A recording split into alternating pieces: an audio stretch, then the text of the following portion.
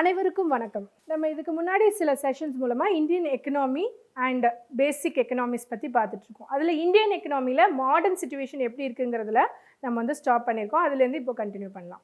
So Indian எக்கனாமியோட சூழ்நிலைகள் எப்படி இருக்குது, அதில் வந்து என்னென்ன சேலஞ்சஸ் இருக்குது, அது எல்லாமே நான் இதுக்கு முன்னாடி செஷனில் கொடுத்துருக்கேன். கண்டிப்பாக அந்த வீடியோ பார்த்துட்டு இதுக்கு வாங்க, அப்போ தான் அதோட கண்டினியூஷனாக இது புரியும். India as a knowledge economy. The Indian software industry has been showing an impressive record over the past decade.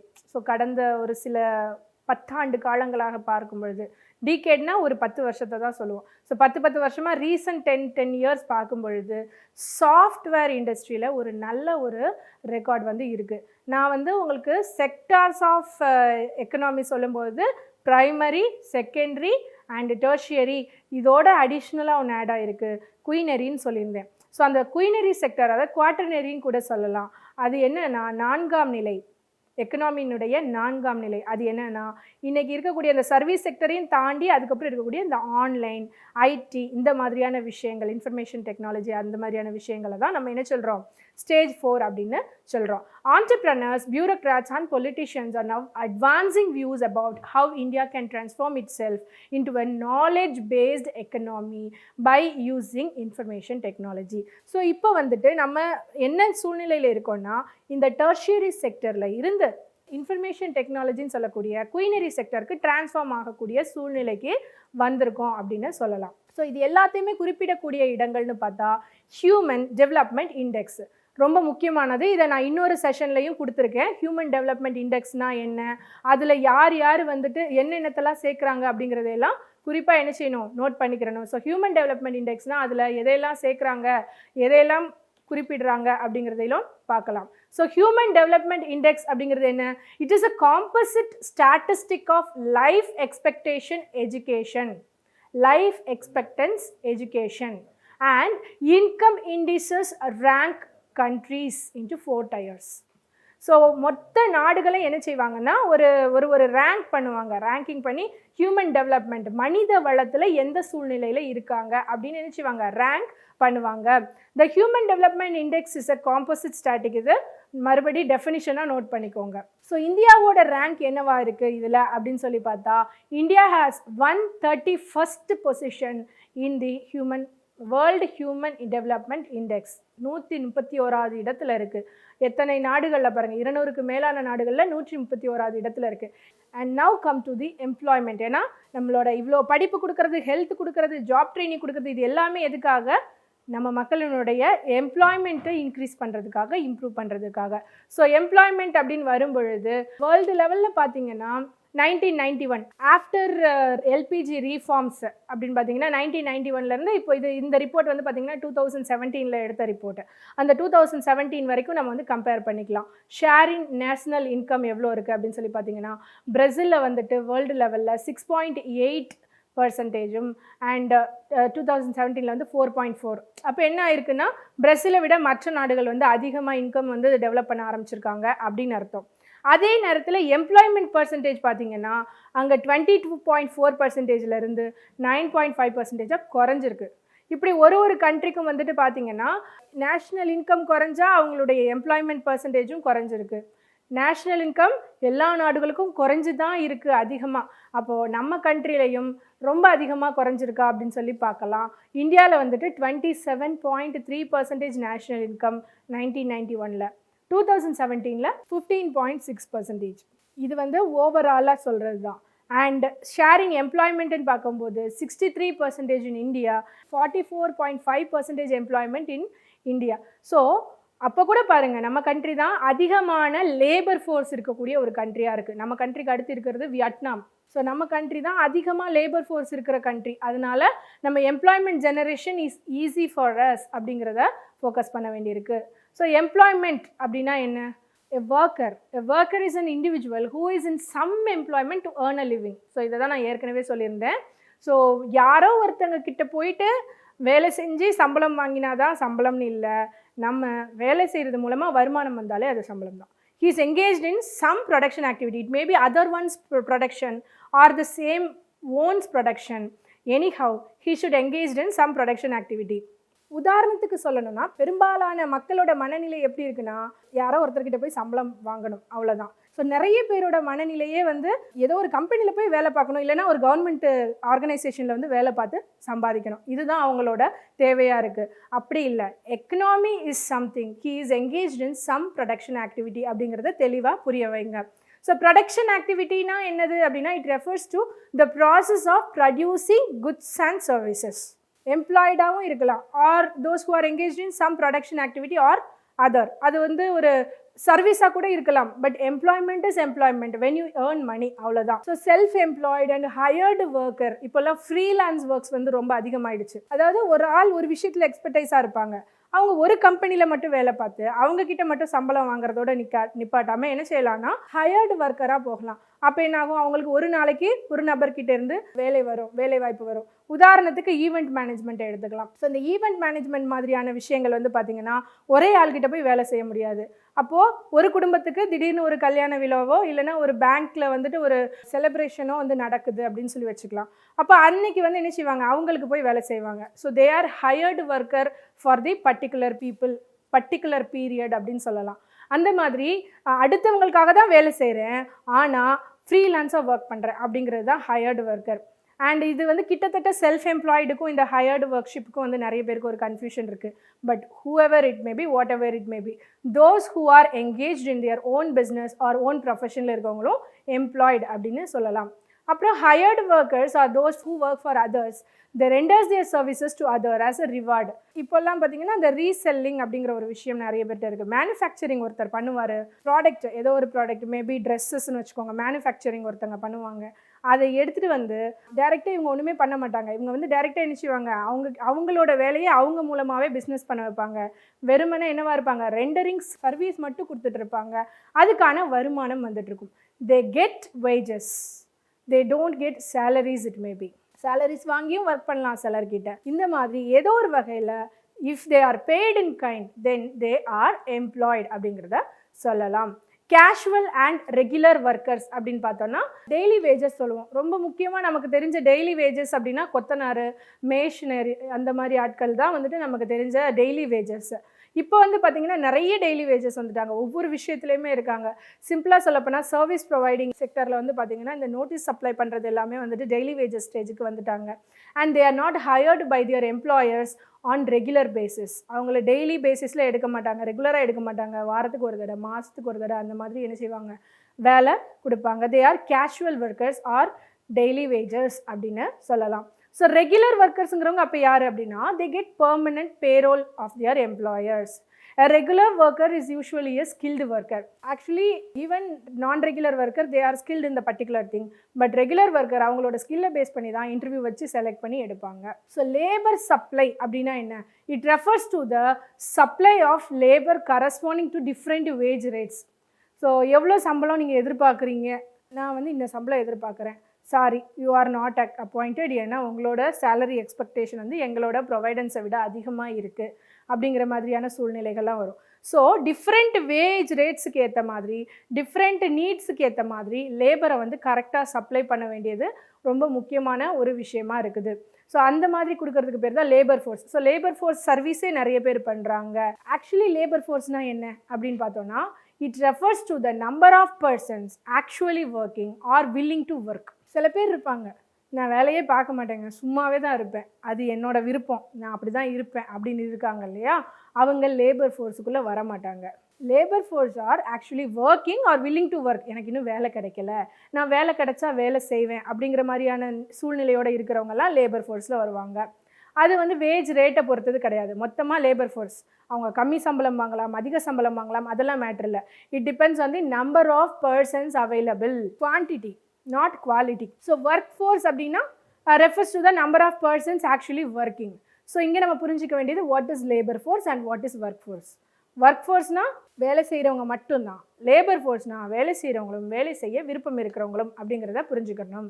So employment in firms, factories and offices in the course of economic development of a country.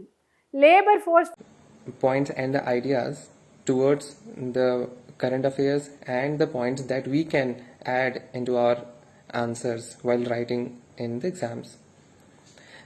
Sometimes she gives a lot of work. Anyways, preparation for UPSC exam is about working hard. So no problem at all for that. At the same time, From agriculture and other related activities to industry and services. In this process, workers migrate from rural to urban areas.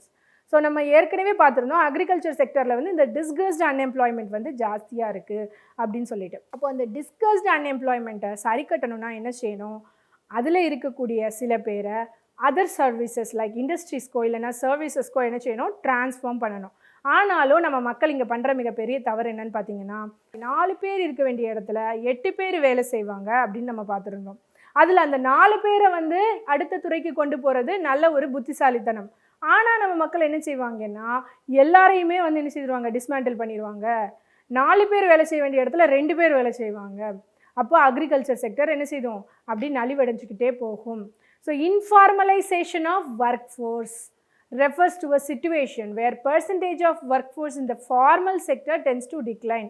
Informalization அப்படின்னா முறைசாரா ஒரு தொழில் முறையாக்கல் அப்படின்னு சொல்லலாம். So அப்போது வந்து list பண்ணாத செக்டார்ஸ்லலாம் work பண்ணுறவங்க நிறைய பேர் இருக்காங்க.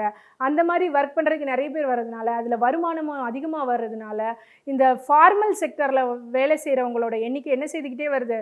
குறைஞ்சிக்கிட்டே வருது. Market economy and informalization of workers strongly correlated to each other. So நம்மளோட மார்க்கெட் எக்கனாமியும் சின்ன சின்ன வேலைகள் செய்வாங்க இல்லையா, இன்ஃபார்மல் ஒர்க்கர்ஸ்ன்னு சொல்லுவோம்.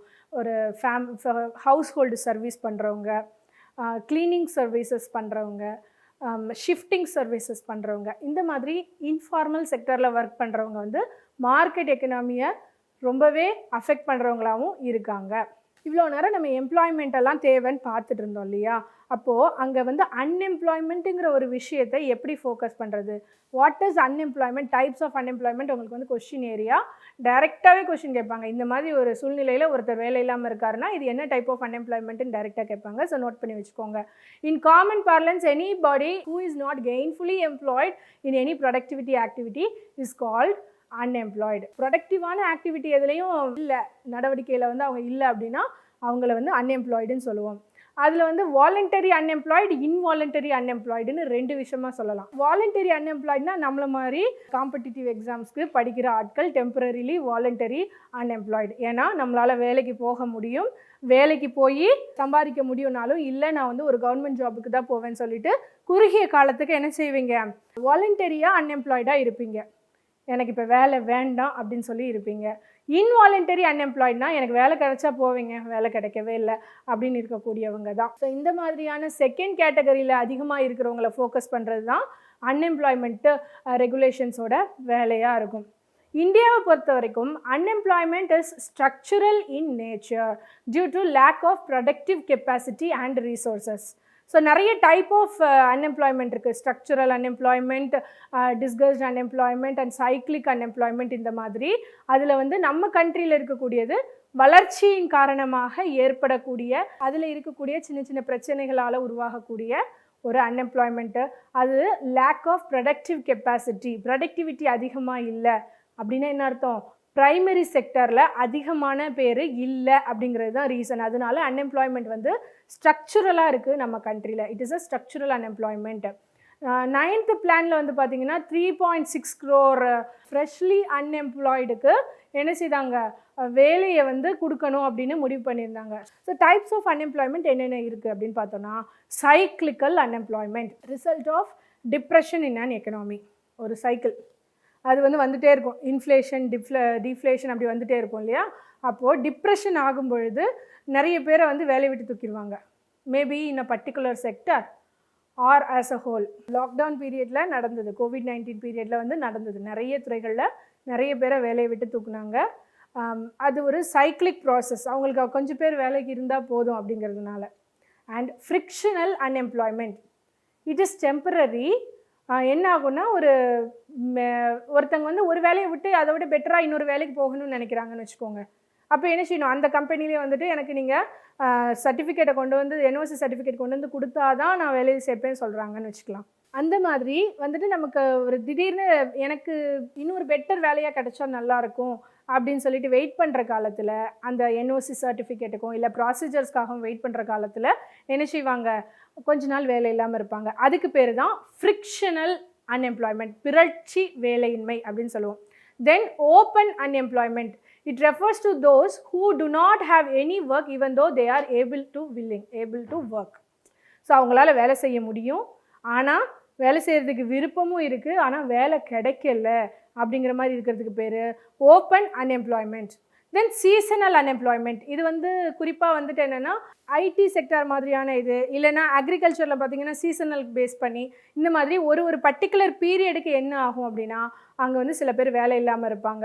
இப்போ சீசன் இல்லை சார் அப்படின்னு சொல்லிட்டு.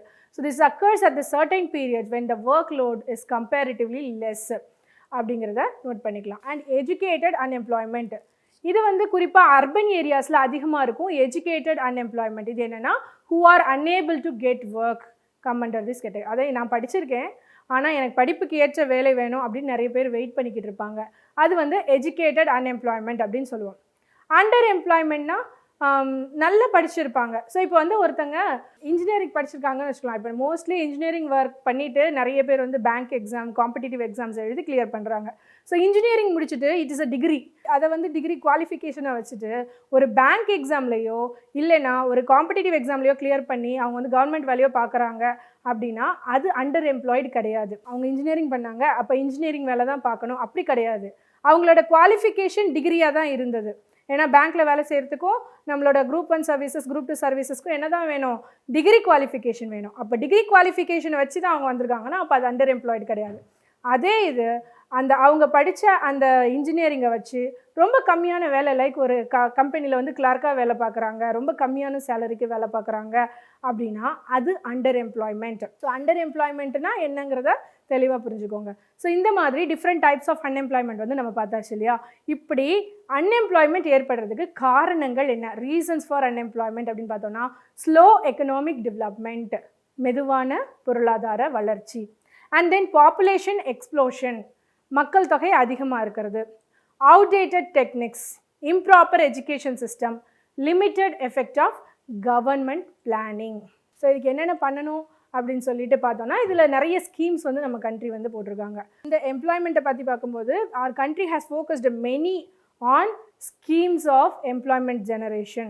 அதில் முக்கியமான ஸ்கீம்ஸ் மட்டும் நம்ம இன்றைக்கி பார்க்கலாம். Some important development and employment programs. 7th 5-year பிளானில் வந்து என்ன செஞ்சுருப்பாங்க, ஜவஹர் ரோஸ்கர் யோஜனா வந்து இன்ட்ரடியூஸ் பண்ணியிருப்பாங்க. It was introduced in April 1989 to solve the problem of unemployment in the rural sector. கீழவே வந்துட்டு இன்னும் சில சப் பிளான்ஸ் எல்லாம் இருக்கும். National rural employment programme, rural landless employment guarantee programme, இது இந்த மாதிரி ஏற்கனவே இருந்தது. அது எல்லாத்தையும் ஒன்று சேர்த்து மொத்தமாக என்ன செய்தாங்க, ஜவஹர் ரோஸ்கர் யோஜனா அப்படின்னு சொல்லி ஒரே ஸ்கீமாக கொண்டு வந்தாங்க. ஸோ இந்த ஜவஹர் ரோஸ்கர் யோஜனாவுக்கு வந்துட்டு central government and state government சேர்ந்து 80-20 ரேஷியோவில் ஃபினான்ஷியல் சப்போர்ட் பண்ணாங்க. இது வந்து குறிப்பாக என்ன ஆச்சுன்னா 30% employment opportunities were reserved for women under this scheme. இதோட இன்னொரு சப்ளான் வந்து இந்திரா ஆவாஸ் யோஜனா, அதுதான் விமனுக்கு இம்பார்ட்டன்ஸ் கொடுத்த ஒரு ஸ்கீமாக சொல்லலாம், ஃப்ரம் 1 ஜனவரி 1996. அடுத்தது எம்ப்ளாய்மெண்ட் அஷூரன்ஸ் ஸ்கீம் 1993 2 அக்டோபர். அதில் வந்து என்ன செய்திருப்பாங்கன்னா இந்த எம்ப்ளாய்மெண்ட் அஷூரன்ஸ் ஸ்கீமை குறிப்பிட்ட சில ரூரல் ஏரியாஸில், கிராமப்புற பகுதிகளில் வந்து இன்ட்ரடியூஸ் பண்ணாங்க. இதோட நோக்கம் என்னென்னா 18 வயதுலேருந்து 60 வயது, அதாவது ஒர்க் ஃபோர்ஸ் இருக்கிற அந்த ஏஜ் குரூப்பில் அன்ஸ்கில்டு ஃபிசிக்கல் லேபர்ஸை வந்துட்டு கண்டுபிடிச்சி அவங்களுக்கு ப்ரொவைட் பண்ணி, அதாவது ஸ்கில் ட்ரைனிங் ப்ரொவைட் பண்ணி அங்கே இருக்கக்கூடிய மென் அண்ட் விமனை வந்துட்டு எம்ப்ளாய்மெண்ட்டுக்குள்ளே கொண்டு வரதா இருந்தது. அடுத்த முக்கியமான ஸ்கீம் வந்து integrated rural development programme, IRDP. இதில் வந்து டார்கெட்டட் குரூப்பை வந்து என்ன செய்திருப்பாங்கன்னா ஒரு 50% ஃபேமிலிஸை வந்துட்டு இன்க்ளூட் பண்ணியிருப்பாங்க, belonging to the scheduled caste and scheduled tribe. So அவங்களுக்காகவே குறிப்பிட்ட ஒரு வீக்கர் செக்ஷனுக்காக உருவாக்கப்பட்ட ஒரு குரூப் தான். இது போக 50% வந்து ஃபீமேலாகவும் இருக்கலாம், 3% வந்து இதில் ஃபிசிக்கலி ஹேண்டிகேப்டாக இருந்தாங்க. So it is a targeted group employment generation programme அப்படின்னு சொல்லிட்டு சொல்லலாம். அடுத்தது Swarna Jayanti Gram Swarozgar Yojana.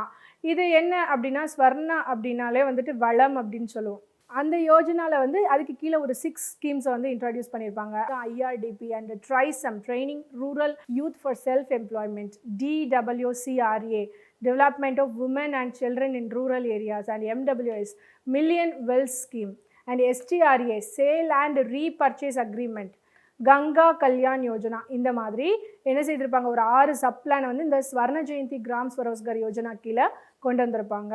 This scheme is funded on 75-25 ratio. அதாவது சென்ட்ரல் கவர்மெண்ட் 75%, ஸ்டேட் கவர்மெண்ட் 25% இதுக்கு வந்து ஃபண்ட் பண்ணாங்க. Rural landless employment guarantee programme, RLEGP அப்படின்னு சொல்லி ஒரு விஷயம் கொண்டு வந்தாங்க. ஸோ பார்த்தீங்கன்னா ஃபோக்கஸ் எல்லாமே எங்கே தான் இருக்குது, ரூரலில் பேஸ் பண்ணி இருக்குது. ஏன் அப்படின்னா ரூரலில் தான் நிறைய பேர் டிஸ்கஸ்ட் ஆன் எம்ப்ளாய்மெண்ட்டுக்குள்ளே மாட்டிக்கிட்டு இருந்தாங்க அப்படிங்கிறது தான். So during 7th 5-year plan, இந்த பிளான் எல்லாத்தையுமே வந்துட்டு என்ன செய்தாங்க, ஜவஹர் ரோஸ்கர் யோஜனாவோட கொண்டு வந்தாங்க. Urban micro enterprises SUME scheme of urban micro enterprises, scheme of urban wage employment சுவி, and scheme of housing and shelter upgradation SHASU. இந்த மாதிரி நேரு ரோஸ்கர் யோஜனாக்கு கீழே என்ன செய்தாங்க, நிறைய ஸ்கீம்ஸ் எல்லாம் ஒன்று சேர்த்துருந்தாங்க. அந்த மாதிரி ரோஸ்கர் அப்படின்னா வேற ஒன்றும் இல்லை, வேலைவாய்ப்பு, எம்ப்ளாய்மெண்ட், அவ்வளோதான். அது என்ன எல்லாமே ரோஸ்கர்னு வந்துட்டே இருக்குன்னு பார்த்தீங்கன்னா அப்படின்னா எம்ப்ளாய்மெண்ட் அப்படின்னு அர்த்தம். So prime minister's Rozgar Yojana introduced in 2nd October 1993 for the educated unemployed youth and initially was in operation in urban areas. 1st Aprilலேருந்து என்ன செய்திருந்தாங்க, அந்த வருஷத்தோட 1st Aprilலேருந்து அதை த்ரூ அவுட் த கண்ட்ரிக்கு இம்ப்ளிமெண்ட் பண்ணாங்க. அப்போ வந்து ரூரலுக்கு மட்டும் பண்ணிவிட்டு அப்புறம் ஏப்ரல்லேருந்து வேணாம் ஹோல் கண்ட்ரிக்குமே நம்ம பண்ணலாம் அப்படின்னு சொல்லி பண்ணாங்க. அந்த வருஷம் வந்து their objective was to give employment to 10 lakh educated unemployment urban and rural youth. இது வந்து 8th 5-year பிளானில் ஒரு பிளானாக வந்திருந்தது. அப்புறம் ரீசெண்டாக இருக்கக்கூடிய ரொம்ப முக்கியமான ஒரு scheme, Mahatma Gandhi national rural employment guarantee act 2008. அதாவது 2005லே என்ன செஞ்சாங்க, அந்த பில்லை பாஸ் பண்ணிட்டாங்க. அதுக்கப்புறமா வந்துட்டு அது லேட்டாக கொஞ்சம் ஒரு 3 years கழிச்சு தான் என்ன செஞ்சது, அதுக்கப்புறம் அது ஆக்டாக வந்தது அப்படின்னு சொல்லலாம். இந்த ஆக்ட் பிரகாரம் என்னென்னா at least 100 days of employment to given to everyone abled bodied person in every rural household அப்படின்னு சொல்லலாம். ஒரு வீட்லேயும் ரூரலில் இருக்கக்கூடிய ஒரு வீட்லேயும் யாரோ ஒருத்தவங்க என்ன செய்யலாம், எம்ஜி நரேகா மூலமாக போயிட்டு 100 daysக்கு வந்து கம்பல்சரி கண்டிப்பாக 100 days ஒர்க் இருக்கும். அது என்றைக்கு 100 days வேணால் அவங்க செலக்ட் பண்ணிக்கலாம். ரீசெண்டாக அதை வந்து இன்க்ரீஸும் பண்ணியிருக்காங்க. வேஜஸ் வந்து அப்போது ஆரம்பிக்கும் போது 100 per day. அப்போது ஒரு ஆண்டு வருமானமாக அவங்களோடது வந்து 100 × 100 10,000 அப்படி வரும் அப்படிங்கிறதுக்காக ஒரு மினிமம் வேஜஸாக இருக்கும் அட்லீஸ்ட் அப்படிங்கிறதுக்காக இந்த ஸ்கீமை கொண்டு வந்தாங்க. அதுக்கப்புறம் வந்துட்டு ஃபஸ்ட்டு 200 districts தான் செலக்ட் பண்ணியிருந்தாங்க. அப்புறம் லேட்டர் எல்லாருக்குமே என்ன செய்தாங்க, அதை என்ஹான்ஸ் பண்ணி விட்டாங்க. And then employment guarantee act 2005 அப்படிங்கிற ஒரு ஆக்ட் வந்து இருக்குது. அது வந்து ரூரல் எம்ப்ளாய்மெண்ட்டை என்ன செய்தாங்க, ஃபோக்கஸ் பண்ணாங்க. on the advice of National Advisory Council. Note பண்ணிக்கோங்க, நேஷ்னல் அட்வைசரி கவுன்சில் NAC வந்து அட்வைஸ் பண்ணி தான் என்ன செய்தாங்க, இந்த ஆக்டை வந்து பாஸ் பண்ணாங்க. Work should be provided within 15 days of demanding. ஒரு வேலை கொடுக்கணுன்னா என்ன செய்யணும், அவங்களுக்கு வேலை தரேன்னு சொல்லிட்டு வருஷ காலம் முழுதும் இழுத்தடிச்சிட்டே இருக்கக்கூடாது. 15 நாளுக்குள்ளே அவங்களுக்கு கொடுக்க வேண்டிய வேலையை கொடுத்தாகணும். And it should be located within 5 kilometer distance. அவங்க இருக்கிற இடத்துலேருந்து 5 kilometerக்குள்ளே தான் இருக்கணும். இந்த மாதிரியான சில எம்ப்ளாய்மெண்ட் கேரண்டிக்கு என்ன செய்தாங்க, ஆக்ட்ஸை வந்து கொண்டு வந்தாங்க. எம்ப்ளாய்மெண்ட் கேரண்டி ஆக்ட் வந்து கொஞ்சம் நல்ல பெரிய ஆக்ட் தான். அதில் நிறைய ரீஃபார்ம்ஸ் வந்து கொண்டு வந்திருப்பாங்க. அதை நல்லா டீட்டெயிலாக படிச்சுக்கோங்க. அண்ட் எம்ப்ளாய்மெண்ட் ஜெனரேஷன் அப்படின்னு பார்க்கும்பொழுது நம்ம கண்ட்ரியில் நிறைய சப் ஸ்கீம்ஸ் லைக் PMEGP, இது வந்து நம்ம ஃபஸ்ட்டு ஸ்லைட்லேயே பார்த்துருந்தோம். REGP, இந்த மாதிரி நிறைய ஸ்கீம்ஸ் எல்லாம் இருந்தும் எதனால ஸ்லோ டவுன் ஆகுது, ரீசன் ஃபார் ஸ்லோ டவுன் என்னன்னு பார்த்தா, and important reason for slow shift of farm youths to non-agriculture sector is their strong preference for middle income jobs. But in many cases, they do not have required skill and capability for jobs. So disguised அன்எம்ப்ளாய்மெண்ட்னு சொன்னோம் இல்லையா, இதுதான் மெயினாக reason actually. அப்போது அங்கே நிறைய பேர் வந்துட்டு வேலை இல்லாமல் உட்காந்துருக்காங்க. And medium and small micro என்டர்பிரைசஸ்ன்னு சொல்கிறோம் இல்லையா, இதில் வந்து லேபர்ஸோட வேலை தான் ஜாஸ்தியாக இருக்கும். ஆனால் இது எல்லாமே ஆரம்பிக்கிறவங்க வந்து பார்த்திங்கன்னா புதுசாக ஒரு வேலையை ஆரம்பிக்கிறவங்க அப்படிங்கிறதுனால அவங்க லேபர் ஃபோர்ஸை கொண்டு வரதுக்கு பயப்படுவாங்க. ஏன்னா அவங்களுக்கே வருமானம் இல்லை. ஆக்சுவலி எம்எஸ்எம்இயில் வந்து லேபர் ஃபோர்ஸ் ஜாஸ்தியாக இருக்கணும், ஆனால் ஒரு எம்எஸ்எம்இ ஆரம்பிச்சுட்டு அவங்களே எல்லா வேலையும் பார்த்துட்டு இருப்பாங்க, அதனால எக்கனாமி டெவலப் ஆக மாட்டுது. And linking agri food processing to the production through efficient value chain, contracts, farming and direct linkage between factory. அக்ரிகல்ச்சரை வந்து ஒரு கார்ப்பரேட் லெவலுக்கு எடுத்துகிட்டு வர்றது அப்படிங்கிற ஒரு விஷயத்தில் ஒரு சின்ன செயின் கட் ஆகுது, ஒரு லிங்கேஜ் வந்து கட் ஆகுது அப்படின்னு சொல்லலாம். அதனால ஃபார்மரோட இன்கம்மை வந்துட்டு இன்க்ரீஸ் பண்ணுறதுக்கு முடியலை. ரூரல் எம்ப்ளாய்மெண்ட் ஜெனரேஷனை சரியான முறையில் என்ன செய்ய முடியல, கொண்டு வர முடியலை. அண்டு இதில் இருக்கக்கூடிய சேலஞ்சஸ் வந்து இதுதான். ஸோ நம்ம மெயினாக என்ன செய்யணும், இந்தியா வந்துட்டு should explore more creating more blue collar jobs in around agriculture தான் ப்ரைமரி செக்டர். அந்த ப்ரைமரி செக்டரில் வந்து நிறைய ஜாப்ஸை வந்து எம்ப்ளாய்மெண்ட் ஆப்பர்ச்சுனிட்டிஸை கொண்டு வரணும் with skilled labour and with the proper education and awareness. அப்படி கொண்டு வந்தாங்கன்னா ஆட்டோமேட்டிக்காக அக்ரிகல்ச்சர் த ப்ரைமரி செக்டர் வளரும் பொழுது the production manufacturing sector increase ஆகும். மேனுஃபேக்சரிங் செக்டர் இன்க்ரீஸ் ஆகும்போது சர்வீஸ் செக்டர் இன்க்ரீஸ் ஆகும். இங்கே நம்ம என்ன பண்ணிடுறோம், டைரெக்டாக அக்ரிகல்ச்சரில் வருமானமே இல்லைன்னு சொல்லிட்டு ஸ்ட்ரெயிட்டாக அடுத்த நாட்டிலேருந்து வரக்கூடிய மேனுஃபேக்சரிங் செக்டருக்கு வேலை செய்கிறோம், அடுத்த நாட்டோட சர்வீஸ் செக்டருக்கு வேலை செய்கிறோம். அப்போது the real output, the real growth will be lesson for the our country, our own country. அவங்க கண்ட்ரிக்கு தான், எந்த கண்ட்ரிக்காக நம்ம வந்து மேனுஃபேக்சரிங் அண்ட் சர்வீஸில் வேலை செய்கிறோமோ அவங்களுக்கு தான் வருமானம் இருக்கும். அப்போ நிஜமான க்ரோத் இருக்கணும்னா அக்ரிகல்ச்சர் இல்லைன்னா ப்ரைமரி செக்டர் மூலமாக உருவாகக்கூடிய ப்ரொடக்ஷனை அடுத்த லெவலுக்கு எடுத்துகிட்டு போய் மேனுஃபேக்சரிங் செக்டரில் என்ன செய்யணும், இம்ப்ரூவ்மெண்ட்ஸ் கொண்டு வரணும். அப்போது ஸ்ட்ரக்சரலாக என்ன செய்யும், நம்ம கண்ட்ரியோட எக்கனாமி நல்லா டெவலப் ஆகும். ஸோ நம்ம வந்து இந்தியன் எக்கனாமி அப்படிங்கிறத எல்லாம் இன் அண்ட் அவுட் ஃபுல்லாகவே பார்த்தாச்சு. கொஞ்சம் கொஷின்ஸ் நான் கேட்குறேன். How do you term the employment occurring only on a particular season? ஒரு குறிப்பிட்ட பருவத்தில் மட்டுமே நிகழும் வேலை வாய்ப்பின்மையை நீங்கள் எவ்வாறு குறிப்பிடுவீர்கள்? Open, disguised, seasonal, rural. Open unemployment, disguised unemployment, seasonal unemployment or rural unemployment. The answer would be seasonal. ஏன்னா நம்ம கொஷின்லேயே இருக்குது ஒரு குறிப்பிட்ட பருவம் அப்படின்னு சொல்லிட்டு, இல்லையா? அடுத்த கொஷினுக்கு போகலாம். த ஆர்கியூமெண்ட்ஸ் அகெயின்ஸ்ட் எல்பிஜி. ஸோ இதெல்லாம் வந்த கொஷின் தான், எக்ஸாமில் வந்த கொஷின் தான். நம்ம சொன்ன பாயிண்ட்ஸ்லேருந்து வந்திருக்கு பாருங்கள். Economic growth, more investment, disparities among people and regions, modernisation. So arguments in favour of LPG and arguments against LPG அப்படின்னு சொல்லி ரெண்டு விஷயம் பார்த்துருந்தோம் இல்லையா? இதில் எதெல்லாம் எல்பிஜிக்கு எதிரானதுன்னு பாருங்கள். பொருளாதார வளர்ச்சியா, அதிக முதலீடா, இல்லைனா மக்களுக்கும் ஏரியாவுக்கும் அந்த பகுதி பிராந்தியங்களுக்கும் இடையிலான வேறுபாடா, இல்லை நவீனமயமாக்கலாம்? எது வந்து அகெயின்ஸ்டாக இருக்குது? Disparities among people and regions. ஏன்னா எல்பிஜி ரீஃபார்ம்ஸ் வரும்போது சில ஏரியா மக்களால் என்ன செய்ய முடிஞ்சது, ரீஃபார்ம்ஸை அக்செப்ட் பண்ணி நல்ல ஒரு க்ரோத்தை கொடுக்க முடிஞ்சது. சில ஏரியாவில் இருக்கக்கூடிய மக்களால் அதை செய்ய முடியலை.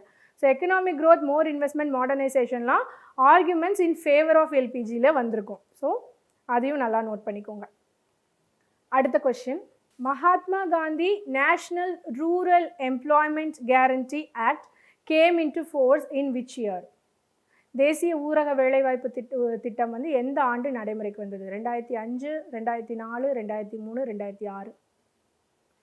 எந்த ஆண்டு அந்த ஆக்ட் வந்து எப்போ கேம் இன்டு ஃபோர்ஸ், எப்போ வந்து நடைமுறைக்கு வந்தது? 2005. அடுத்த கொஸ்டின் முக்கியமானது. which is of the following statements is correct about cyclical unemployment? Result of depression in an economy, refers to those who do not have work even though they are able and willing. This occurs at certain periods when the work load is comparatively less and hence people are rendered jobless. Answer என்னதுன்னா 1. அதாவது result of depression in an economy. ஏன்னா நம்ம பார்த்ததில் இந்த comparatively less and hence people are rendered jobless அப்படிங்கிறது வந்து ஒரு workload இல்லை அப்படின்னா அது வந்து சீசனல் அன்எம்ப்ளாய்மெண்ட்டில் வரும், சைக்ளிக்கலில் வராது. It refers to those who to not have work even though they are able to willing அப்படின்னா அது வந்து ஓப்பன் எக்கனாமியில் வரும். எதில் வராது? சைக்ளிக்கல் அன்எம்ப்ளாய்மெண்ட்டில் வராது. ஸோ நம்ம வந்து இப்போ அன்எம்ப்ளாய்மெண்ட் அண்ட் இந்தியன் எக்கனாமி வந்து ஃபுல்லாக முடிச்சாச்சு. அடுத்த செஷனில் நம்ம இன்னொரு டாபிக் பற்றி பார்க்கலாம்.